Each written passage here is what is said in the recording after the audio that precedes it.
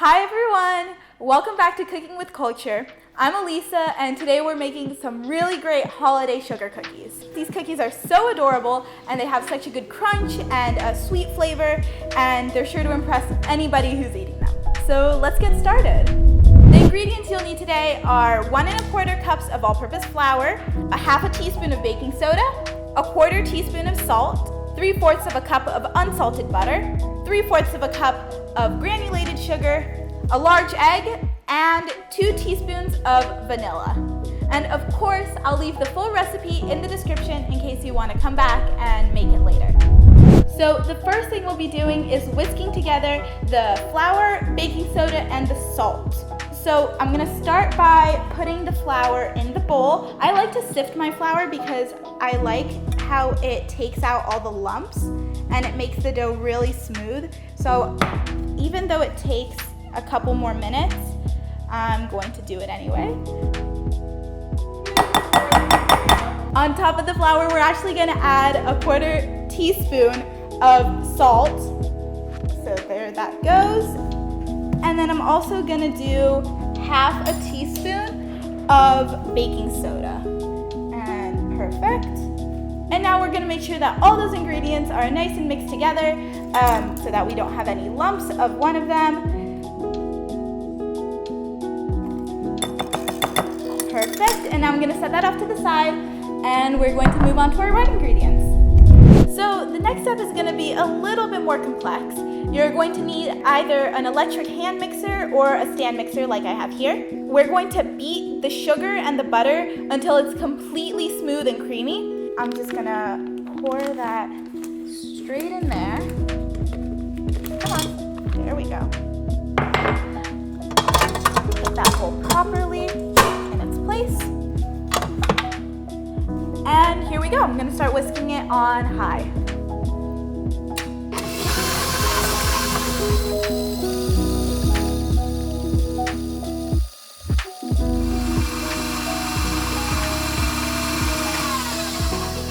Okay, so now I'm gonna take a second and scrape the sugar and the butter off the sides. We're definitely getting there. I'm probably gonna give it another 3 minutes or so.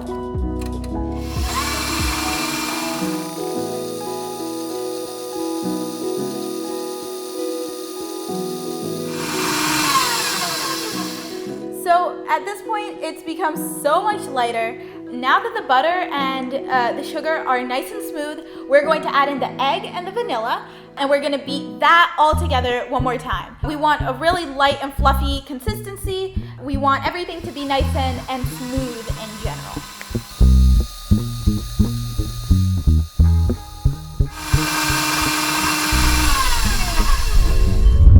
So the next thing we're gonna do is we're gonna mix in the dry ingredients into our wet ingredients, and then our dough will finally be done.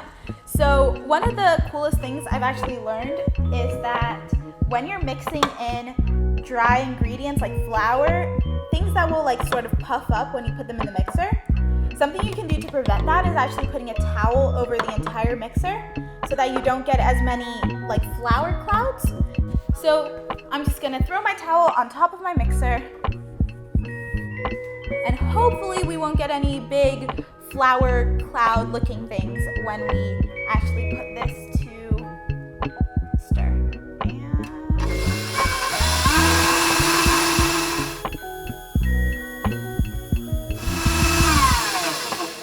And now that is just about ready. I'm gonna lower this down and look at that dough. So this is sort of what my dough looks like right now. It should be pretty wet, but not too wet to sort of like roll and work with. So now that our dough is ready, we can get along to rolling it out and actually cutting it and putting it in the oven. So let's get to that. So what we're gonna do next, I put the stand mixer to the side. I have my dough here in the bowl, and I'm just gonna flour my counter really quick with a little bit of flour. And now I'm just gonna scoop my dough out. So this is about half. I'm gonna stick some of this on the counter, and then the other half I'm gonna put in the fridge until I'm ready to work with it. So now I have my rolling pin, which is here, I have half of my dough and I have my floured surface. I'm gonna just go ahead and pour a little bit more flour on the top actually. The original recipe actually tells us that if your dough is too soft to work with in the first place, you can actually add about a 1/4 cup more flour to the recipe, and it should sort of even out the wetness in the dough.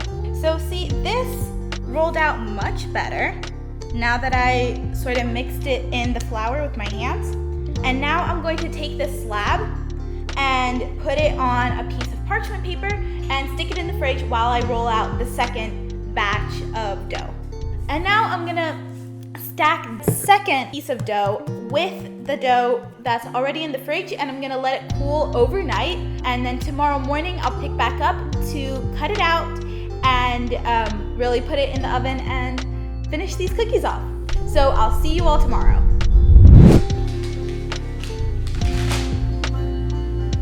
So it is the next day and I preheated the oven. I took my dough out of the fridge. It was cooling overnight, and now we're ready to cut them out. I have this cute little circular cookie cutter that I'm gonna be using to make my cookie shapes, and we're going to get started so that we can start baking. You can really use any cookie cutter shape you want, but the only one I could really find is this circle. So let's just get started cutting these out. I'm gonna unwrap my dough. Oh, look how nice.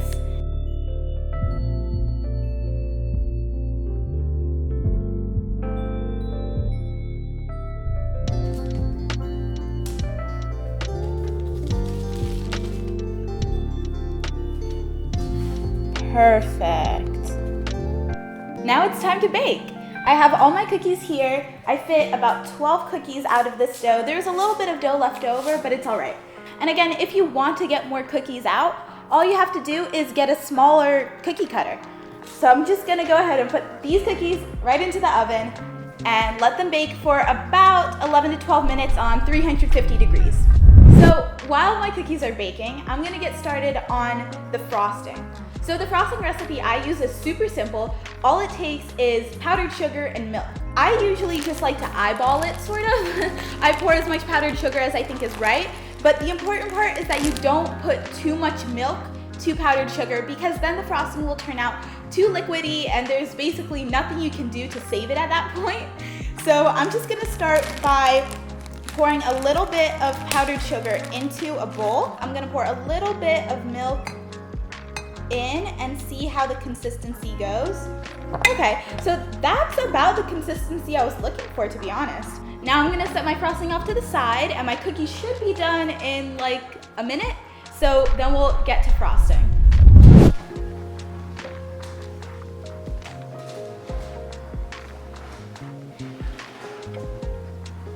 My cookies are out of the oven. I am so happy with the way they turned out. So here we go. I'm taking one of my cookies and just dunking it straight into my frosting. And again, at this point, you can do whatever sort of decorations you'd like. And honestly, this is a really great recipe for also having a sugar cookie decorating contest. Let's say with your little sisters or your little brothers, having them decorate the cookies however they'd like, adding a little bit of food coloring to the frosting just to make it a bit more fun. That's always an option with this recipe. We are done frosting these cookies. I'm gonna let the frosting dry for a second before I start decorating them with the sprinkles, but I am so excited about how these are going to look at the end. All right, so I think I'm ready to start putting the sprinkles onto these cookies oh wow, yeah, that didn't work. So this time what I'm gonna do is, instead of using sprinkles, I'm gonna take a little bit of powdered sugar and dust it across the top. Now, I had to make sure that this cookie was especially dry because otherwise the powdered sugar would sink into the frosting. So hopefully, we'll see, but hopefully this time it won't do that because the frosting is already sort of hardened. So this cookie turned out really cute. So I think we might move away from the sprinkles just for creative purposes and start making our shapes using this powdered sugar. Not perfect, but definitely better. Our cookies are finally done. I am so happy with how these turned out. I think they look so cute, and I'm so excited to bring them to my family this afternoon If you do end up baking these yourselves, make sure you post it on Instagram and tag at the Muse at DSOA. And also look out for print issue 1 of the Muse coming out very soon for more information about this recipe and other fantastic stories. Thank you so much for watching, and we'll see you on the next Cooking with Culture. I believe that cooking is about doing what feels right with the food, not what the recipe says. So, I mean, take my word for it, but also don't. Take what your heart says